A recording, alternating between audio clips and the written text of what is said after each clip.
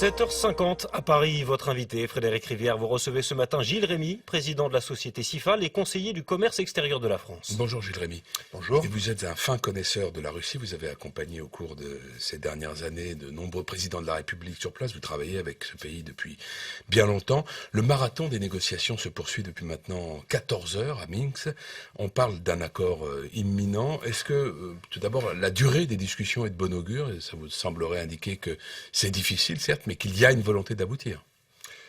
Je pense qu'il y a une volonté d'aboutir et je dirais que, à la différence peut-être de ce qui s'écrit un peu trop largement, il ne faut pas faire la fine bouche sur ce qui se passe actuellement. C'est absolument, l'enjeu est considérable et l'enjeu il est avant tout aujourd'hui humanitaire. Humanitaire et on est dans une situation de guerre au cœur de l'Europe.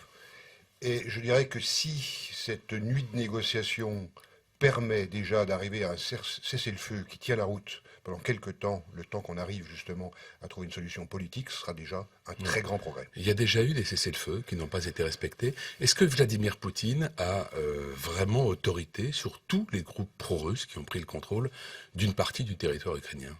Non, je pense qu'il n'a pas autorité, ce n'est pas le chef d'état-major des rebelles qui sont au Donbass.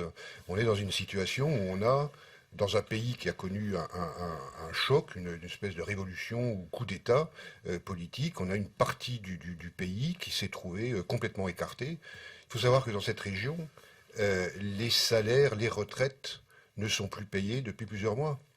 C'est une décision de Kiev et c'est contradictoire avec le fait de dire mais ce territoire fait partie des frontières de l'Ukraine. C'est-à-dire que le pouvoir central s'est détaché d'une partie du pays. Il faut savoir que au pire moment en Russie des guerres du Caucase et de la Tchétchénie, alors que la Tchétchénie était tenue par des islamistes, le pouvoir central de Moscou continuait à payer les retraites et les salaires pour ne pas justement laisser passer l'idée que le pays pouvait être indépendant. Oui. Qu'est-ce que cherche, d'après vous, Vladimir Poutine aujourd'hui à travers ce conflit ? Déjà, sûrement, c'est pas un intérêt économique. Le Donbass a un intérêt économique pour le reste de l'Ukraine. On y produit du charbon et l'Ukraine a absolument besoin de charbon parce que l'Ukraine n'a pratiquement pas de gaz, n'a pas de pétrole, est très dépendant du Donbass. La Russie n'en a pas besoin. C'est une industrie vieillissante. L'Ukraine est un pays qui n'a pas investi depuis plus de 25 ans. Donc là, il n'y a pas d'intérêt économique. Le problème n'est pas la région du Donbass, le problème est le positionnement de l'Ukraine aux frontières de la Russie, avec un risque qui est absolument inacceptable pour tout dirigeant russe, et peu importe la personnalité de Poutine, c'est que ce pays rentre notamment dans l'OTAN, ou que ce pays rompe tout lien avec la Russie. Les deux pays, le nombre de familles russo-ukrainiennes est considérable, ils se comptent en millions, ce sont pas deux pays étrangers par nature. Oui. Pour vous, cette situation, contrairement à ce que certains aujourd'hui évoquent, n'a rien à voir avec un retour à une forme de guerre froide. Non, ça n'a rien à voir avec un retour avec une forme de guerre froide, puisqu'il n'y a plus d'enjeu idéologique. Le problème n'est pas la victoire de la Révolution mondiale ou de la victoire de tel ou tel camp. Le problème, c'est un problème de conflit d'intérêts, ou de conflit d'intérêts d'ailleurs complètement surdimensionnés. Aujourd'hui, je ne vois pas en quoi nos intérêts sont contradictoires avec ceux de la Russie, quand je parle de la France, de l'Europe et même des États-Unis. Ouais. Vous tenez l'Europe, l'Union européenne, pour responsable en grande partie de la crise que nous vivons actuellement, en cela notamment qu'elle a demandé, exigé même en quelque sorte de l'Ukraine qu'elle choisisse entre l'Europe ou la Russie. Oui, l'Europe et plus particulièrement la Commission européenne et la Commission Barroso ont une responsabilité écrasante dans la situation actuelle. Écrasante parce qu'elles ont dicté à l'Ukraine des conditions qui étaient contraires aux intérêts de l'Ukraine et d'ailleurs à nos propres intérêts, c'est-à-dire en gros vous êtes avec nous, vous êtes contre nous. Or, un pays comme l'Ukraine doit trouver un équilibre entre l'Europe et la Russie. C'est son intérêt et l'intérêt de tout le monde. Et puis ensuite, on a eu une Commission européenne avec des commissaires européens qui ont été aux côtés des manifestants à Kiev, etc. Et on peut être tellement engagé dans un processus qui était le processus de Maïdan que l'Europe et la Commission européenne se sont disqualifiées par la suite pour pouvoir jouer un rôle positif dans la résolution de ce conflit. Et d'ailleurs, aujourd'hui, c'est très significatif. Le format de Normandie, c'est sans les représentants européens. Est-ce que la Russie aurait pu se tourner à moyen terme vers l'Europe si elle avait obtenu l'adhésion de l'Ukraine au traité de partenariat qu'elle lui proposait? Est-ce qu'en quelque sorte l'Ukraine pouvait être justement la porte d'entrée vers l'Europe de la Russie? Je pense que ça aurait correspondu aux intérêts de tout le monde et de l'Ukraine en premier. L'Ukraine, qu'est-ce que ça veut dire une Ukraine européenne ou une Ukraine russe? L'Ukraine a fait partie, a été créée d'une manière un peu artificielle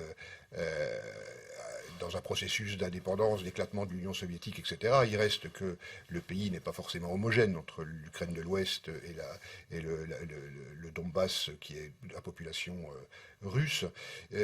Ce pays pouvait jouer tout à fait un rôle de pont. Et je répète, le problème de l'Ukraine, c'est que l'Ukraine, en gros, aujourd'hui, c'est la Russie des années 90. C'est-à-dire un pays qui n'investit pas, avec un État faible, un État corrompu, et en complet sous-investissement. La situation est économiquement et financièrement dramatique en Ukraine aujourd'hui. Mais s'il n'y avait pas d'accord, si un nouveau volet de sanctions devait être décidé contre la Russie, quelles pourraient en être les conséquences? Socialement, on voit bien qu'aujourd'hui c'est très difficile en Russie, mais politiquement, est-ce que finalement ça ne fait pas que renforcer Vladimir Poutine, ces sanctions? Incontestablement, Poutine est renforcé. Les dernières estimations font état de 80-85% de soutien de la population. Alors je sais qu'ici on va pouvoir penser que c'est effectivement la propagande d'État, le titre d'un quotidien du soir, etc. Il reste que quand on regarde par tranche de population, la population éduquée des villes qui s'informe sur Internet, finalement, apporte le même soutien à Poutine. C'est-à-dire qu'on a, au contraire, je crois, une population assez bien informée, très très bien informée du conflit ukrainien, parce que c'est leur vie. Et puis, le résultat des sanctions, je crois que, au-delà des effets économiques, c'est que nous avons perdu le peuple russe. Et c'est ça peut-être le plus grave. Pour longtemps? C'est une vraie question. Je crois que rien ne sera comme avant. Je pense que les Russes sont intimement convaincus qu'on leur applique des doubles standards. Et la confiance a terriblement souffert. C'est-à-dire beaucoup d'illusions sur l'Europe. Il n'y en a plus beaucoup sur les États-Unis depuis pas mal de temps. Mais c'est certainement la confiance qu'il faudra reconquérir. Qu'est-ce que vous voulez dire par double standard? Double standard, c'est les critiques sur les droits de l'homme, sur le fonctionnement, etc., qui s'appliquent à la Russie, mais qui ne s'appliquent pas forcément à d'autres pays. C'est aussi, puisqu'on parle de l'Ukraine, c'est ce qui s'est fait au Kosovo, et c'est le droit de l'autonomie, de l'indépendance du Kosovo ne sera pas reconnu au pays du Donbass. Un deux poids, deux mesures, quoi. Deux poids, deux mesures. Oui. Merci Gilles Rémy. Je vous en prie. Bonne journée.